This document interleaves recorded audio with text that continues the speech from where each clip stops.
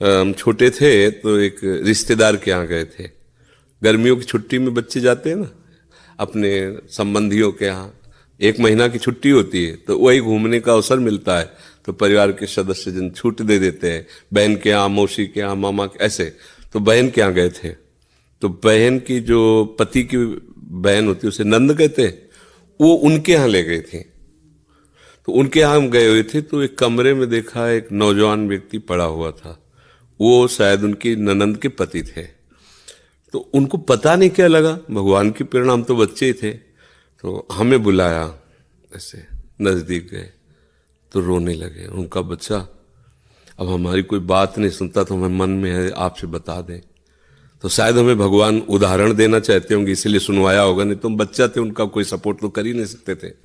उनका बच्चा है, जो बिल्डिंग देख रहे हो ना, ये मेरी बनवाई हुई है, वो मेरी पत्नी है, और वो टाकीज के सामने मेरी चाय, समोसा, पान इसकी दुकान थी, और मैं सुबह से शाम तक मेहनत करता।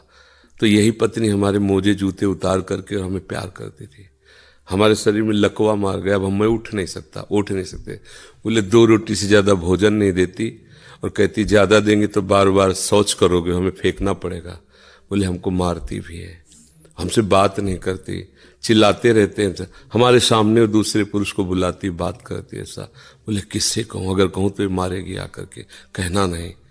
तो हम बच्चे थे पर वो बात हमारे दिमाग में, हम बार बार सोचा इस विषय कि मेरे से क्यों कहा। तो शायद मुझे शिक्षा भगवान दिलाना चाहते थे, एक उदाहरण हमारे दिमाग में।